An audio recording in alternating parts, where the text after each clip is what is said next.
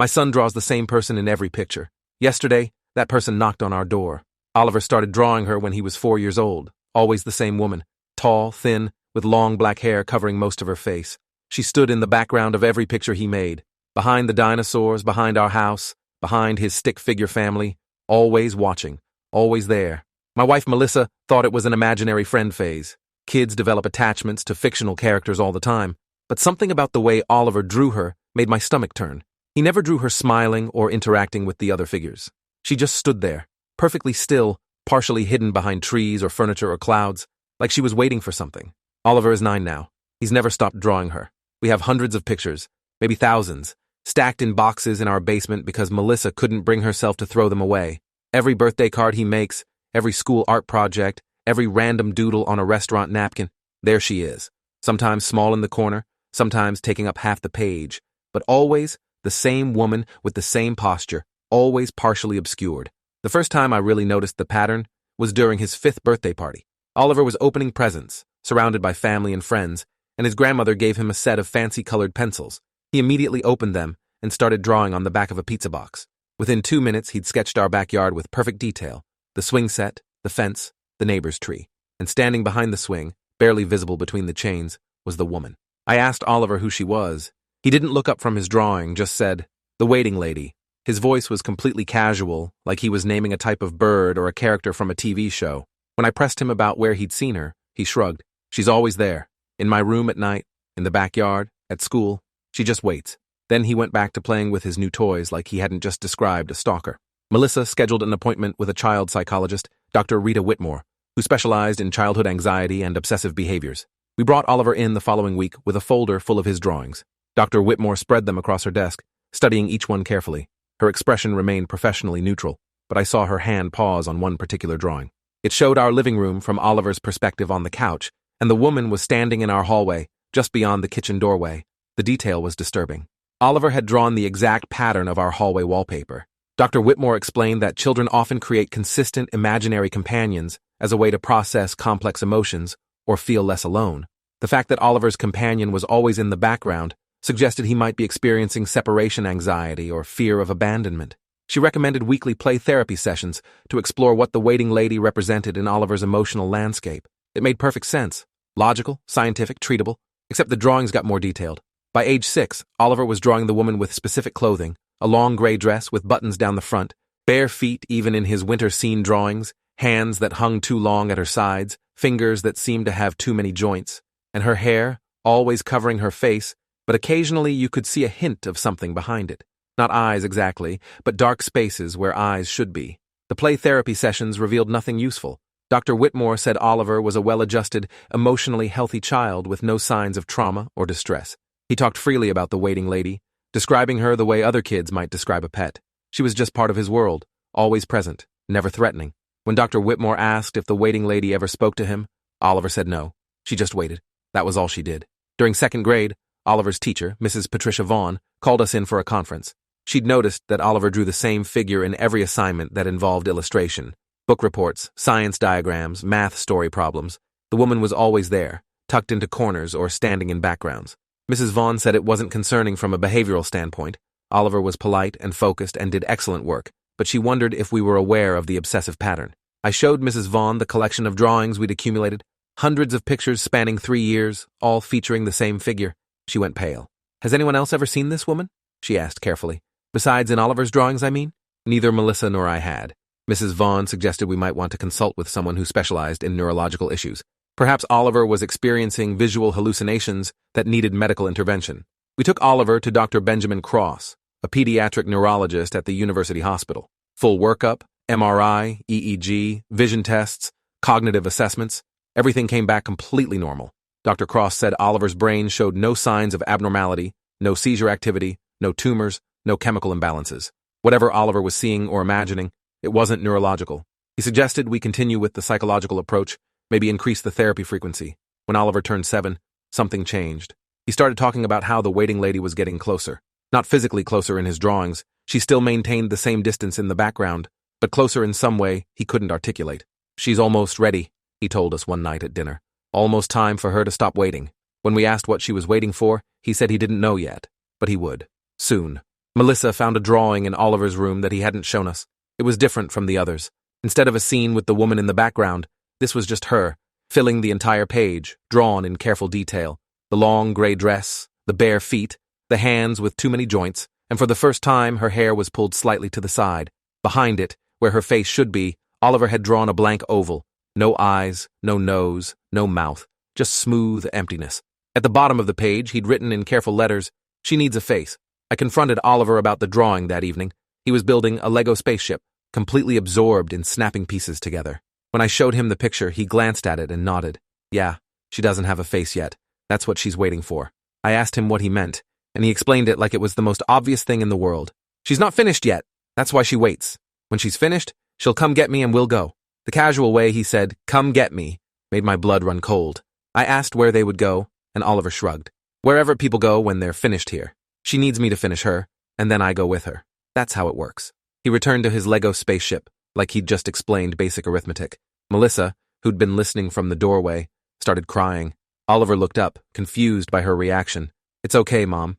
Everyone has a waiting lady. You just can't see yours yet." We called Dr. Whitmore immediately, emergency session. She cleared her schedule and saw us that evening. Oliver brought his Lego spaceship and worked on it while Melissa and I explained what he'd said. Dr. Whitmore's assessment was that Oliver had developed a more elaborate narrative around his imaginary companion, possibly incorporating concepts of death or transition he'd heard at school or seen in media. She didn't think he was suicidal or in danger, just processing abstract concepts through his established symbolic figure. But that night, I couldn't sleep. I kept thinking about what Oliver had said. Everyone has a waiting lady. I got up around 2 a.m. and went downstairs to the basement where we kept all his drawings, spread them out across the floor, hundreds of pictures spanning 5 years. And I started to notice something I'd never seen before, the woman's position relative to Oliver's stick figure self. In his earliest drawings, she was very far away, barely visible at the edges of the page. In each subsequent picture, she was slightly closer. Not obviously closer, but measurably so. I spent 3 hours that night organizing the drawings chronologically and measuring the distance between Oliver's figure and the woman. It was a consistent progression. She was getting closer at a steady rate. If the pattern continued, by my calculations, she would reach Oliver's position in approximately 2 years, right around his 9th birthday. I showed Melissa my findings in the morning, and she thought I was losing my mind. They're children's drawings, David. You're measuring stick figures with a ruler. This is insane. Maybe it was. Probably it was. But I couldn't shake the feeling that something was deeply wrong, that Oliver was showing us something real through his art, something none of us understood. I started documenting everything. Every drawing, every comment Oliver made about the waiting lady, every detail he added to her appearance. I took photos, kept a dated journal, backed everything up to the cloud. Melissa thought the obsession was unhealthy, but she didn't stop me. 3rd grade started, and Oliver's new teacher, Mr. Thomas Brennan, called within the first week. "I need to ask you about something unusual," he said carefully. Oliver drew a picture during free time today. It showed our classroom with remarkable accuracy, every desk in the right position, the bookshelf, the windows, all correct. But there was a woman standing in the closet. When I asked him about it, he said that's where the waiting lady stands during school, in the supply closet. I drove to the school immediately. Mr. Brennan showed me the drawing. It was exactly as he'd described. The classroom was rendered in incredible detail for an 8-year-old's work. And there, in the small closet at the back of the room, partially visible between hanging coats, was the familiar figure. "Has anyone checked the closet?" I asked. Mr. Brennan looked uncomfortable. "I did. There's nothing there. Just supplies and winter coats. But David, the detail in this drawing, Oliver perfectly captured the view from his desk, including things he couldn't possibly see from that angle. The clock above the door, the posters behind him. It's like he drew the room from multiple viewpoints simultaneously. That night, Oliver drew a picture at the dinner table while waiting for his food. Our kitchen, viewed from his seat at the table, with Melissa and me in our usual positions. And standing behind me, so close she could have been touching my shoulder, was the waiting lady. I asked Oliver if she was really that close, if she was in the room with us right now. He looked up from his drawing, glanced over my shoulder, and nodded. "Yeah, she's right behind you. She's always close to at least one of us now. Taking turns watching." I spun around. Nothing there. Just our kitchen wall with its calendar and shopping list. But Oliver was calmly coloring in the woman's gray dress, adding careful shading to suggest depth and dimension. "Can you see her right now?" I asked, my voice shaking. Oliver nodded without looking up. "She's still there. She's looking at you. Well, not looking exactly, since she doesn't have eyes yet, but pointing her face at you." He said it so casually, like he was describing a mildly interesting cloud formation. Melissa took Oliver to a different psychologist, Dr. Hannah Fitzgerald, who specialized in childhood hallucinations and early-onset schizophrenia. 3 two-hour sessions, extensive testing, family history analysis. Dr. Fitzgerald's conclusion was frustrating. Oliver showed no signs of psychosis or thought disorder. He didn't hear voices, didn't have delusions, didn't exhibit any of the typical markers of serious mental illness. The waiting lady was more like a persistent visual phenomenon, similar to how some children have eidetic imagery or enhanced pattern recognition. Some children, Dr. Fitzgerald explained, have a neurological quirk that allows them to visualize abstract concepts or internal states as external figures. It's not pathological, just unusual. Oliver has created a visual representation of something, perhaps mortality awareness or temporal progression, and his brain renders it as this consistent figure. He's not hallucinating in the clinical sense. He's visualizing a conceptual framework. That explanation satisfied Melissa, but it didn't explain why Oliver's drawings showed the woman in specific locations he couldn't see from his vantage point. It didn't explain the increasing detail, or the way Oliver described her as almost ready, or his certainty that everyone has a waiting lady. And it definitely didn't explain what happened next. Oliver's 9th birthday was on a Saturday in November. We'd planned a small party, just family, after the previous year's gathering had been awkward with Oliver drawing the waiting lady throughout the event, including one disturbing picture showing her standing behind the birthday cake. This year, we'd decided to keep it simple. Just us, Melissa's sister Rachel, and my parents. 5 people, minimal stress. The morning of his birthday, I found Oliver in his room before dawn, sitting at his desk with a fresh piece of paper and his art supplies spread around him. He was drawing with intense focus, his hand moving in careful, deliberate strokes. I watched from the doorway as the image took shape. Our front door, viewed from outside the house, with perfect perspective and detail. He'd drawn the address numbers, the doorbell, the small crack in the 3rd porch step, everything exact. And standing on the porch, facing the door, was the waiting lady. "What are you drawing, buddy?" I asked, trying to keep my voice light. Oliver didn't look up. "Today's the day. She's finished waiting. This is where she'll be at 10:47 a.m. That's when I was born. She'll knock on the door and it'll be time." He said it with absolute certainty. No fear or excitement, just stating a fact. "Time for what?" I asked. Oliver finally looked at me, his 9-year-old face serious and calm. "Time to go with her. I've been getting ready my whole life. The drawings were practice, helping her become more real. Now she's ready, and I'm ready." I called Melissa, and we had an emergency family conference while Oliver ate his birthday pancakes, completely unfazed. We decided to leave the house for the day, take Oliver to the Science Museum downtown, be anywhere except home at 10:47 a.m. If Oliver had fixated on that specific time and place, we'd remove the possibility. Simple solution, rational plan. Except Oliver refused to leave. He started crying, not the tantrum kind, but deep, scared sobs, saying we didn't understand. If we weren't here when she came, she'd just wait longer, and it would be worse. He'd be 10 or 11 or 12, and the waiting would have been for nothing. "She's been patient for 9 years, he said through tears. "We can't make her wait longer. That's not how it works. Please, Dad, please just let it happen." The desperation in his voice broke something in me. This wasn't a game or an attention-seeking behavior. Oliver genuinely believed a woman from his drawings was coming for him, and his terror wasn't of her arrival, but of its delay. Melissa wanted to take him to the emergency room, get him admitted for psychiatric evaluation. But something in my gut, some instinct I couldn't name, told me Oliver was right, that we needed to be home at 10:47 a.m. So we stayed, made a show of birthday preparations while watching the clock. My parents arrived at 9, confused by the tension. Rachel showed up at 9:30 with presents and a cheerful smile that faded when she saw our faces. We explained nothing, just said Oliver was having a difficult morning. We'd open presents after he felt better. At 10:30, Oliver positioned himself on the couch facing the front door. He had a new drawing in his lap, working on final details. The woman on our porch, her hand raised to knock. 10:45 a.m. My hands were shaking. Melissa was crying quietly in the kitchen. My father kept asking what was wrong, but I couldn't form words to explain. Rachel sat next to Oliver, trying to distract him with a story about her cat, but Oliver wasn't listening. His eyes were fixed on the door, waiting. I'd positioned myself between Oliver and the front entrance, though I had no idea what I was protecting him from or how. 10:46 a.m. Oliver stood up, walked to the door, and pressed his small hand against the wood. "She's here," he whispered. "I can feel her on the other side. She's raising her hand. Almost time." I wanted to grab him, pull him away, lock him in his room, but I was frozen. Every rational part of my brain said this was delusion, mass hysteria, a family falling apart under the weight of a child's persistent fantasy, but my body wouldn't move. 10:47 a.m.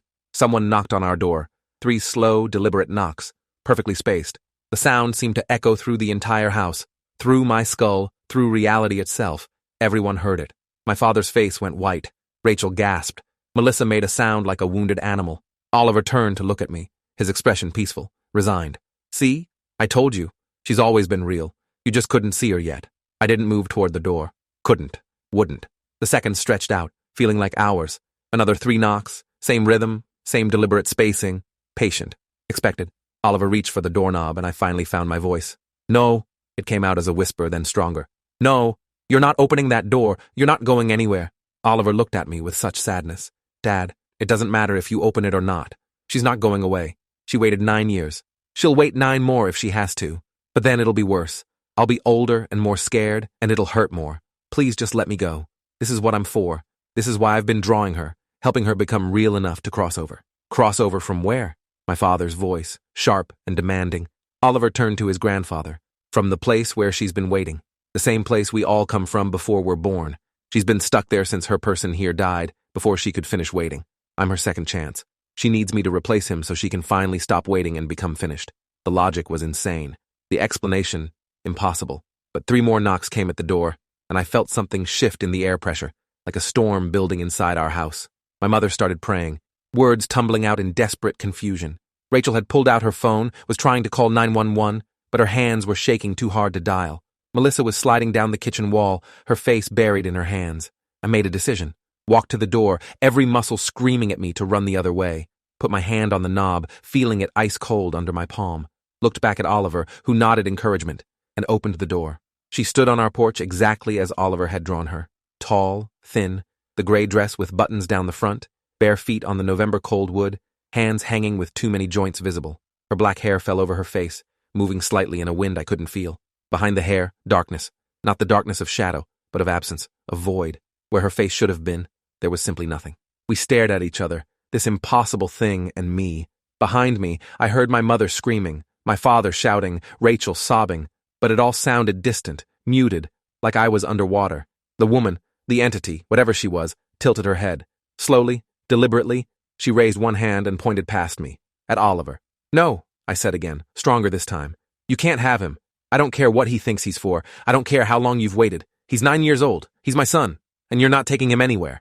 My voice cracked on the last word, but I didn't move from the doorway. The thing that shouldn't exist tilted its head the other way, almost curious. Then it reached up with both hands and pulled the hair away from where its face should have been. The darkness underneath wasn't empty. It was full of something that hurt to look at directly. Something that made my eyes water and my mind try to reject what it was seeing. Shapes that weren't shapes. Movements that went directions that didn't exist. And in the center of it all, a desperate, pleading hunger. She needed Oliver. Not wanted, needed. I could feel the desperation radiating off her like heat. 9 years of waiting, of slowly becoming real enough to cross the threshold from wherever she'd been trapped. Oliver had been drawing her into existence, giving her form and detail and substance through thousands of pictures. And now she was here, finally real enough to touch our world, and I was standing between her and her purpose. Oliver pushed past me before I could stop him, walked right up to her, this thing that was and wasn't a woman, and looked up at where her face should be. I'm ready, he said calmly. I finished making you real. Now we can go. He held out his small hand toward her 2 long fingers. Oliver, get back in this house right now. Melissa's voice, raw with terror. But Oliver didn't move. The woman's hand hovered over his, not quite touching, waiting, even now, for something. Permission, maybe. Final acceptance. I wanted to grab Oliver, pull him back, slam the door, and never let him near a drawing tool again. But something stopped me. Why him? I asked the thing on my porch. Why does it have to be Oliver? She couldn't answer, had no mouth to speak with, but I felt the response anyway. Not words, but concepts appearing in my mind. Because he could see me. Because he was born the same moment my first person died. Because reality is thinner at the edges, and he exists at an edge. Because waiting requires someone on both sides, and he's been my anchor here while I've been his reminder there. Because it's not random and it's not cruel, it's just how the pattern works. What happens if he goes with you? I asked, though I dreaded the answer. Again, not words, but impressions. He becomes what I was, takes my place waiting. I become finished, move forward to whatever comes after waiting. The cycle continues because cycles always continue. Someone must wait so others can become ready. It's older than language, older than humans, older than time being measured. And if he doesn't go, the woman's entire form flickered like bad television reception. The impression came stronger this time, almost angry. I wait longer, become less real, eventually fade back to where I've been, but the connection remains. Oliver will always know I'm waiting, will see me in corners of his vision, will draw me until his hands can't hold pencils. The waiting will never end, will stretch across his entire life, will pass to his children if he has them. Because once you're seen, once you're drawn into partial reality, the waiting becomes eternal unless completed. I looked at my 9-year-old son, standing calmly on our porch, holding hands with an impossible thing. His face was peaceful in a way I'd never seen before, like he'd been carrying a weight his entire life and was finally about to set it down. Is this really what you want? I asked him, my voice breaking. Do you understand what you're agreeing to? Oliver smiled, the first genuine smile I'd seen from him in years. Dad, I've known since before I could talk. This isn't scary. This is just what I'm for. Like how flowers are for blooming and rivers are for flowing. I'm for waiting. Someone has to be, or nothing moves forward. She's been doing it for so long, Dad. Longer than there have been people. She needs to rest. He squeezed the woman's hand, and where they touched, reality seemed to blur and shift. How long? I asked him. How long will you have to wait? Oliver shrugged, unconcerned. However long it takes. Maybe 9 years, maybe 90. However long until someone else is born at the same moment I'm finished. It's not bad, Dad. It's just waiting. And I'll get to see so many things while I wait. All the edges of reality, all the thin places, all the almost moments. It's actually kind of interesting. Melissa pushed past me, grabbed Oliver's free hand, trying to pull him back. You're 9 years old. You don't get to make this choice. You don't understand what you're giving up. But Oliver held firm, didn't budge. I understand, Mom. I've understood my whole life. You taught me how to read and ride a bike and be kind to people. You did everything right. This isn't your fault. This is just what I am. The woman, the waiting lady, turned her faceless head toward Melissa, and somehow, without words or features, I felt compassion radiating from her. She understood, had probably stood on countless doorsteps over eons, watching countless parents try to hold on to children who served purposes beyond family. The grief was ancient, universal, unchangeable. Someone always has to wait. Can we have a minute? I asked the woman. Just 1 minute to say goodbye? She nodded, released Oliver's hand, and stepped back slightly.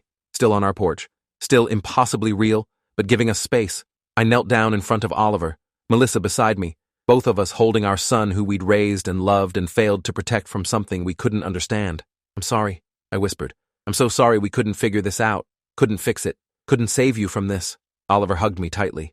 There's nothing to save me from, Dad. This isn't a bad thing. It's just my thing, like how some people are musicians or doctors or teachers. I'm a waiter. I wait between worlds so others can cross. It's important work.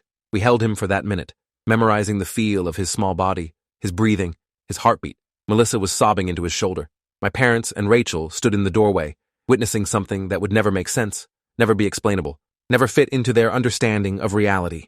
When the minute ended, Oliver pulled back, kissed both our cheeks, and turned toward the waiting lady. I'm ready now, he said firmly. She extended her hand again, and this time Oliver took it without hesitation. The moment their fingers connected fully, the world did something I lack words to describe. Reality folded, or unfolded, or turned inside out. The woman and Oliver began to fade, not disappearing but becoming less there. Translucent first, then transparent, then just an outline of where they'd been. Wait, I shouted, reaching for Oliver. How do we know you're okay? How do we know this isn't just dying? How do we… Oliver's voice came from somewhere that wasn't quite our porch anymore. You'll know because you'll see me, Dad. I'll be in the background of things, waiting, watching. Draw me sometimes. It helps. It makes the waiting less lonely. And when it's your turn to cross, I'll be there to help you. That's what waiters do. Then they were gone. Just empty porch boards and morning sunlight and a family destroyed by something impossible. Melissa collapsed.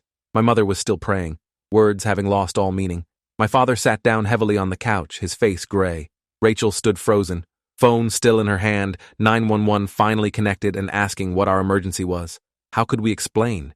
The police came because Rachel had managed to say something about a kidnapping before her voice gave out. We tried to explain, tried to describe what had happened.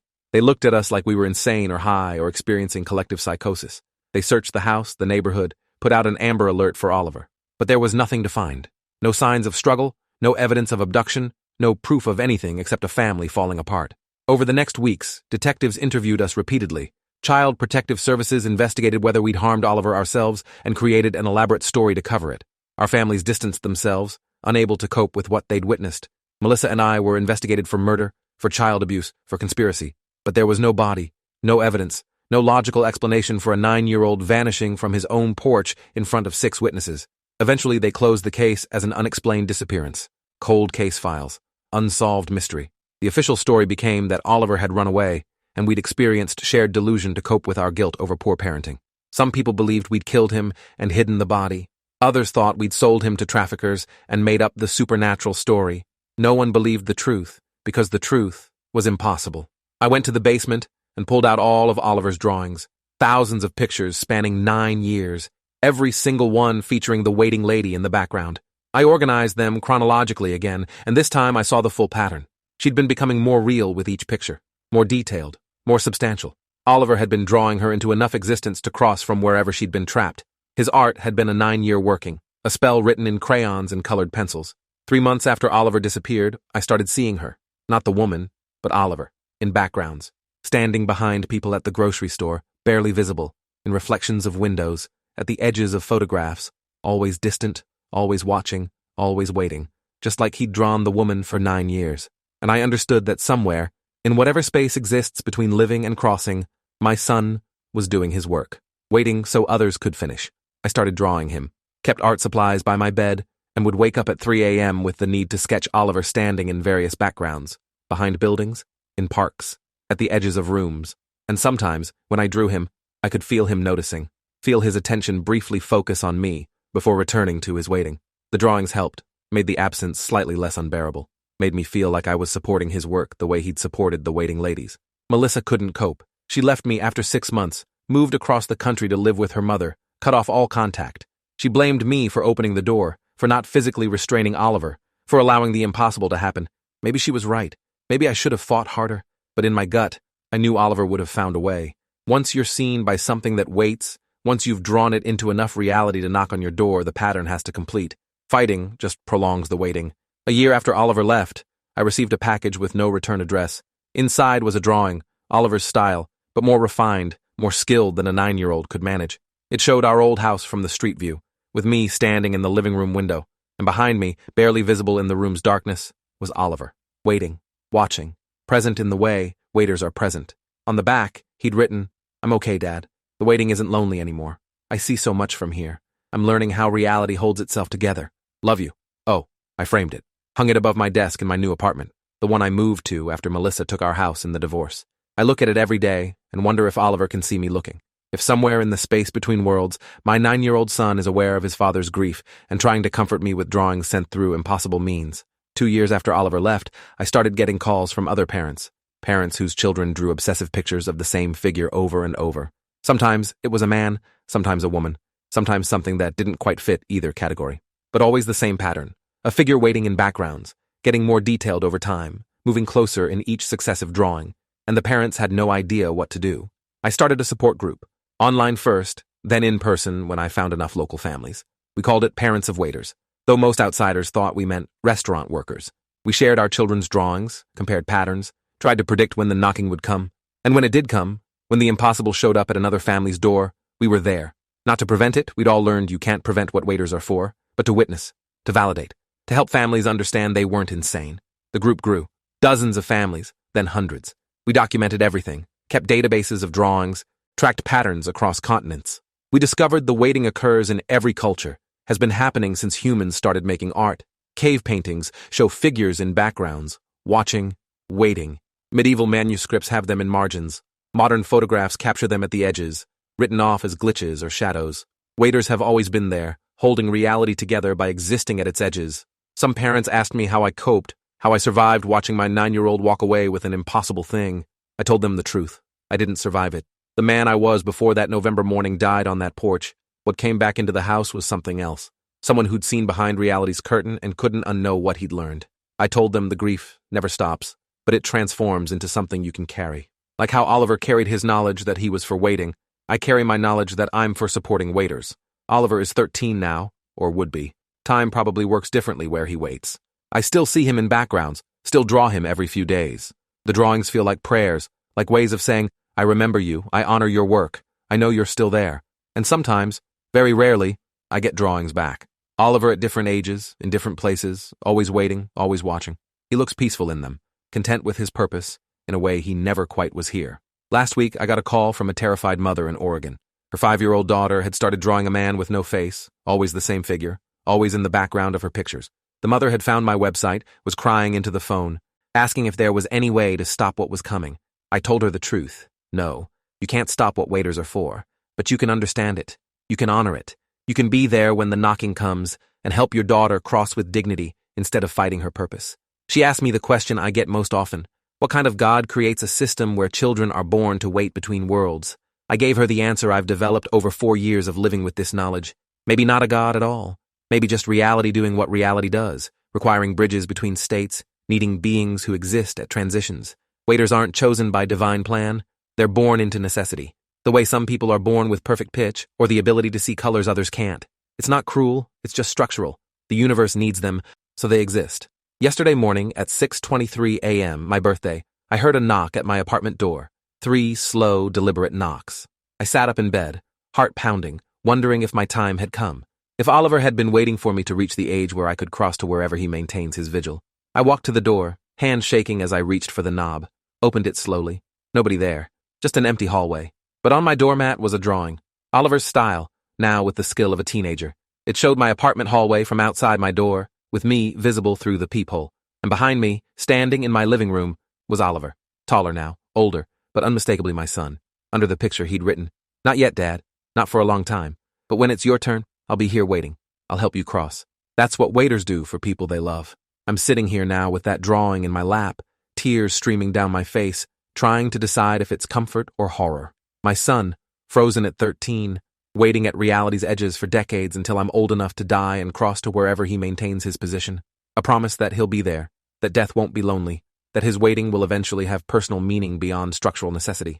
Should that make me feel better? Does it? I don't know anymore. I've spent 4 years learning to live with impossible knowledge, building a community of parents who've lost children to purposes we can't fully understand. I've drawn Oliver hundreds of times, watched him grow in my sketches even though I don't know if he actually ages where he waits. I've helped other families prepare for knocking that will come, for children who will walk away with things that shouldn't exist. And I've tried, desperately tried, to find meaning in the absence. Maybe there is no meaning. Maybe waiters simply exist because reality requires them, the same way existence requires time and space and gravity.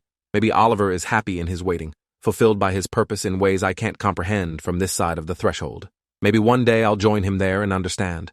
Or maybe I'll die normally, cross to whatever comes after life, and never see my son again, because we'll exist in different types of after. I'm sharing this because if your child draws the same figure in every picture, you need to know what's coming. The figure will get more detailed. We'll get closer. We'll become real enough to knock. And when that knocking comes, you won't be able to stop it. You can only witness it, honor it, and try to understand that your child serves a purpose older than civilization. They're not being taken. They're going where they've always been meant to go. Oliver draws me sometimes, I think. I see pictures online, posted by people who find strange sketches in unexpected places. Pictures of a middle-aged man standing in various backgrounds, looking sad but stable. Always the same man, appearing in hundreds of drawings over years. People ask who he is, this recurring figure. Nobody knows. But I recognize myself in the sketches, rendered in my son's evolving style. He's watching me the way I watched him, drawing me into some kind of existence in his world the way he drew the waiting lady into ours. Maybe that's the real pattern. We draw each other. Parents draw children into reality through love and care and attention. Children draw parents into memory through art and recollection and continued connection. And waiters draw everyone into understanding that reality is held together by beings who choose to exist at its thinnest points, maintaining transitions so the rest of us can pass through. Check your child's drawings tonight. Look carefully at the backgrounds. See if there's a figure that appears over and over, getting more detailed with each picture. And if you find one, start preparing. Learn what you can. Join a support group. Document everything. Because one day, probably years from now, that figure will knock on your door. And your child will walk toward it with purpose and peace and understanding you can't share. And all you can do is watch and draw them afterward and hope the waiting isn't too lonely. Oliver is out there now, at reality's edges, watching, waiting, holding something together that we need held. My 9-year-old son became something more than human because reality required it. And I'm here, drawing him, remembering him, loving him across whatever distance separates the living from the waiters. The knocking will come for someone else's family soon. Another child will walk toward their purpose. Another parent will stand on a porch watching their world end, and I'll be there if they need me, explaining what can't be explained, validating what shouldn't be possible, helping them understand that waiters are born, not made, that their child saw what others couldn't, that the waiting is real and necessary and ancient. That's my life now, drawing my absent son, supporting parents of other waiters, existing in the space between accepting impossible reality and drowning in grief. Some days are better than others. Some days I can almost convince myself Oliver is happy where he waits, fulfilled by his purpose. Other days I just see my 9-year-old walking away with something that shouldn't exist, and the pain is fresh as that November morning. But I keep drawing, keep documenting, keep helping other families prepare for knocking that will come. Because Oliver told me the drawings help, make the waiting less lonely, and if my son is out there at reality's edges, holding something together that needs held, the least I can do is draw him, remember him, honor his work. He was for waiting. I'm for witnessing the waiters, We all serve the purposes we're born for, whether we understand them or not. Thanks for watching till the end. Make sure to subscribe and like to not miss the next story.